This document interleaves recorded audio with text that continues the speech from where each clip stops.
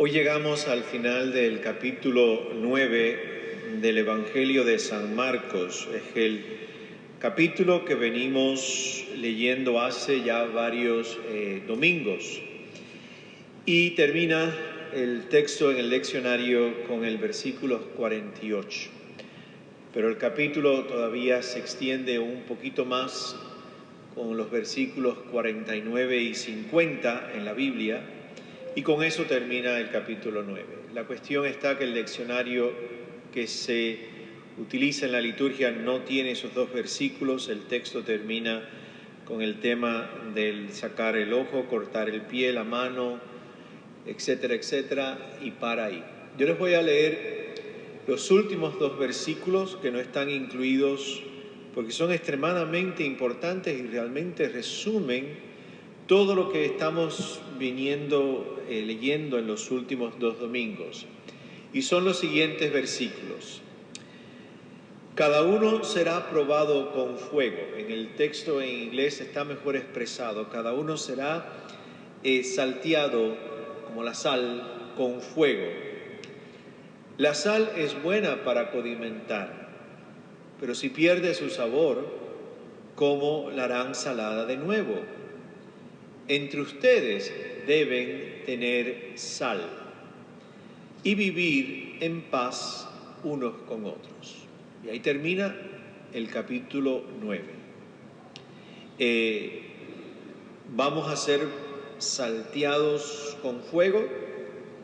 La sal es buena para condimentar.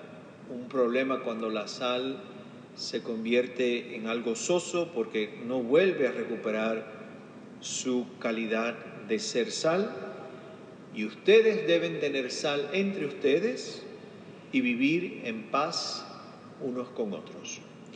¿Cómo eso resume todo lo que hemos estado escuchando en los últimos dos domingos? Pues aquí va. La sal es un mineral extremadamente importante todavía en el mundo moderno. Me imagino que aquí hay unas cuantas personas que el médico le dijo que tiene que comer sin sal. Y entonces entramos en una crisis existencial, porque comer sin sal es desesperante. Entonces buscamos truquitos, ¿no? Le echamos un poquito no me va a hacer daño, la presión no me va a subir, Buscamos otros tipos de formas de darle sabor a la comida, porque la sal es esencial para que salga el sabor de los ingredientes de la comida. En el mundo del Medio Oriente, en el tiempo de Jesús y todavía hoy, la sal era muy importante en la vida cotidiana de la gente. Aparece muchísimo en la Biblia el tema de la sal, tanto en el Antiguo Testamento como en el Nuevo Testamento. Jesús la utiliza varias veces, como acaban de escuchar hoy al final del capítulo 9, y no es la única vez. Vamos a hacer dos reflexiones basadas básicamente en dos cualidades o dos temas que aparecen entre muchos temas sobre la sal en la Biblia. La primera, la sal es en las Escrituras una metáfora para hablar de algo más. ¿Y es metáfora para hablar de qué? Pues la sal es metáfora para hablar de permanencia, de lealtad, de durabilidad, de fidelidad, de valor, de valores, de purificación, y ante todo es una metáfora que utilizan los profetas para hablar de la alianza de Dios con nosotros. Así como la sal permanece y la sal se siente, la alianza de Dios con nosotros permanece y se siente. Dios es leal, Dios es permanente, Dios es durable, Dios es fiel.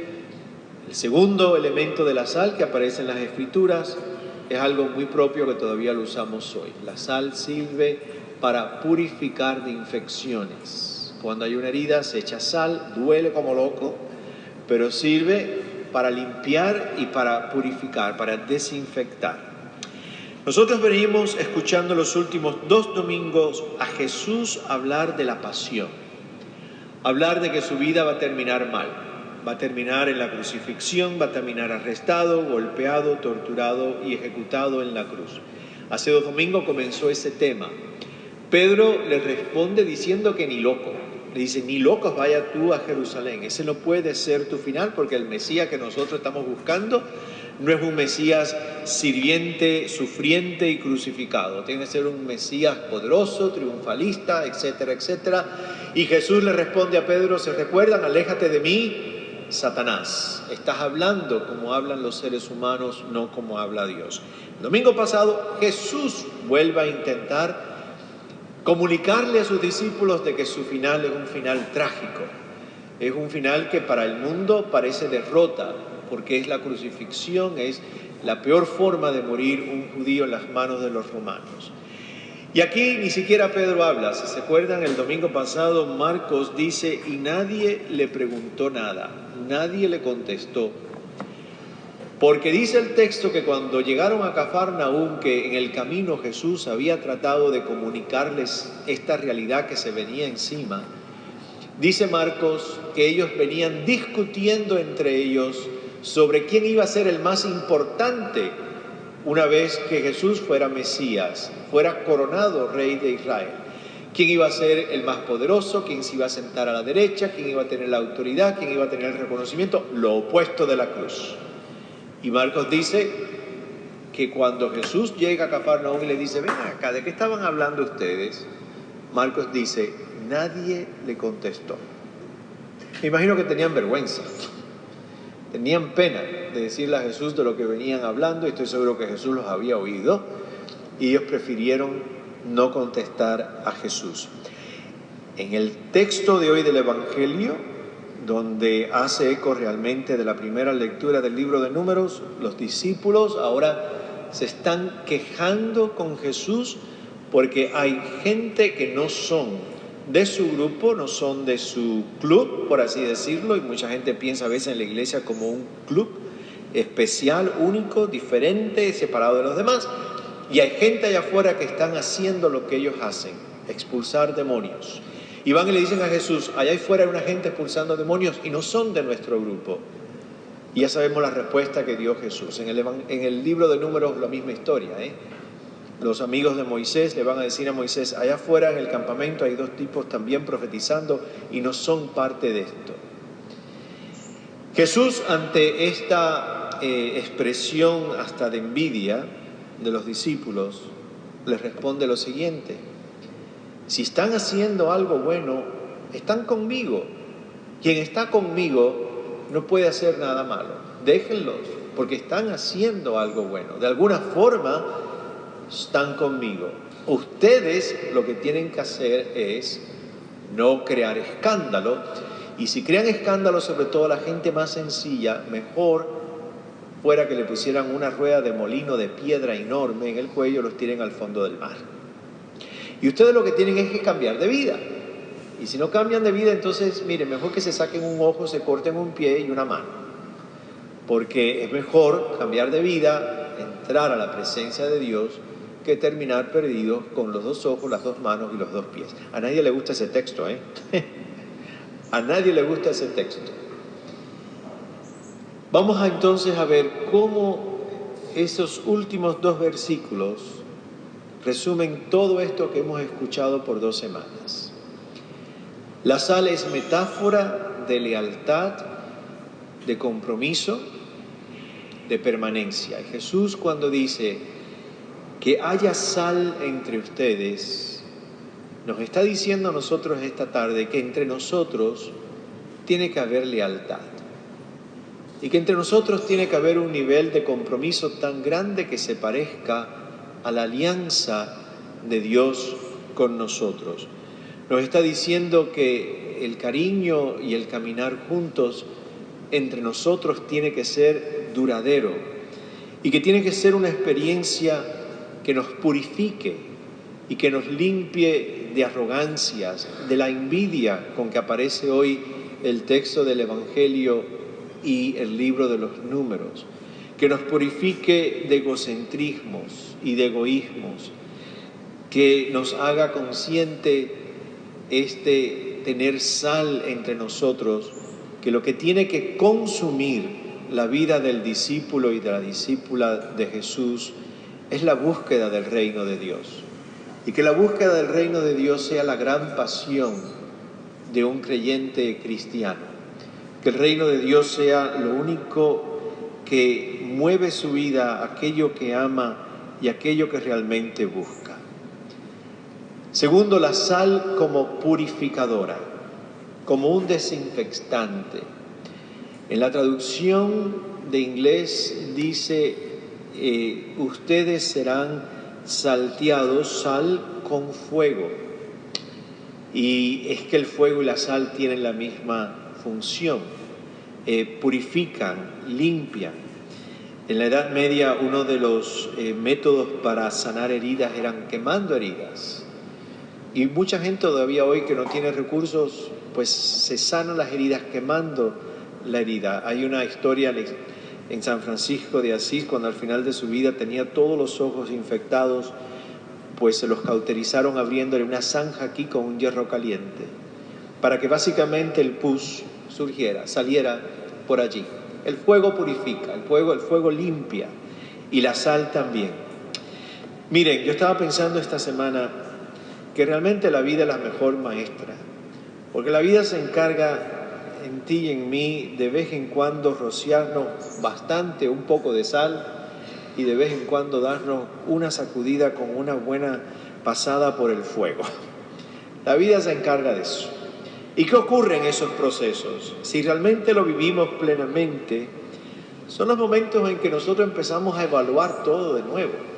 Y empezamos a evaluar sentimientos, empezamos a evaluar emociones, opciones, patrones de pensamiento, empezamos a mirar la profundidad y el compromiso realmente y la seriedad de nuestra fe. Son los momentos en que empezamos a apreciar a la gente y de verdad crear esos vínculos de lealtad, metáfora de la sal, y de permanecer en esos vínculos. Repito algo que he dicho muchas veces, el padre Richard Rohr dice que la única forma de llegar a la humildad es pasando humillaciones. Y es cierto, solamente nos hacemos humildes pasando momentos de humillación, porque en los momentos de humillación, ¿qué nos queda? Simplemente que bajar la cabeza y buscar a Dios, y buscar el rostro de Dios. Jesús le puso un nombre a eso y le dijo conversión. Por lo tanto, es finalmente cuando llegan esos momentos en que la vida se encarga de decirnos, mira, les voy a echar un poquito de sal y los voy a pasar por el fuego, son los momentos donde finalmente nosotros empezamos a ser gente con más empatía hacia los más débiles y ser más comprensibles y ser más tolerantes. Hoy la segunda lectura de Santiago es muy fuerte, básicamente termina al final diciendo, no tomen ventaja de los más débiles, no saquen provecho personal de la desgracia de los demás, porque van a terminar mal ustedes. No le saquen jugo a aquellos que dependen de los demás.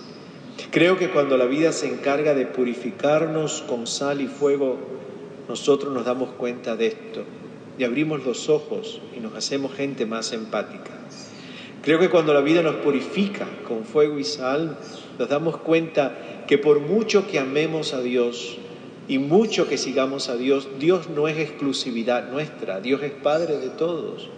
Dios se manifiesta en la bondad de tanta gente y dejamos de ser celosos y envidiosos con la suerte ajena de gente que nos cae mal.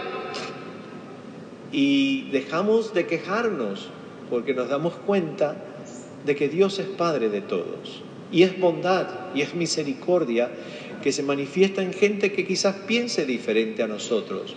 Y dejamos de hacer lo que hacen los discípulos de Jesús y los amigos de Moisés, quejarnos. Porque en aquellos también está Dios y no solamente en nosotros. Esta semana cuando yo miraba todo esto, le decía al Señor una oración que es un poco atrevida. Después la aflojé un poco, por cierto, porque le decía, bueno Señor, si todavía nos falta fuego y sal para que entendamos y abramos los ojos, pues dale, envíalo. Después le dije, bueno, dale suave, tampoco se te vaya la mano con mucho fuego y mucho sal, pero yo me doy cuenta que por lo menos yo, y creo que muchos de los que caminamos juntos, todavía nos falta tanto por entender y nos falta tanto por crecer que de vez en cuando una zambullida en la sal y el fuego que purifica nos hace falta. Creo que es finalmente cuando ya todo este proceso en cada uno de nosotros haya terminado, que vamos a finalmente entender. Como discípulos se nos abrirán los ojos, el corazón. Y recuerden cómo termina el capítulo 9 de Marcos, que una pena que no se incluyó en el leccionario. Que entre ustedes haya sal, dice Jesús. Que entre ustedes haya lealtad, haya cariño, haya amor, haya una permanencia y una fidelidad grande. Comienza diciendo que sí, vamos a estar salteados por el fuego, pero que al final del camino, entre nosotros haya sal. Y termina con una frase bellísima: y que ustedes vivan en paz unos con otros. ¡Wow! Así termina el capítulo 9. Que entre nosotros haya sal y que entre nosotros haya paz.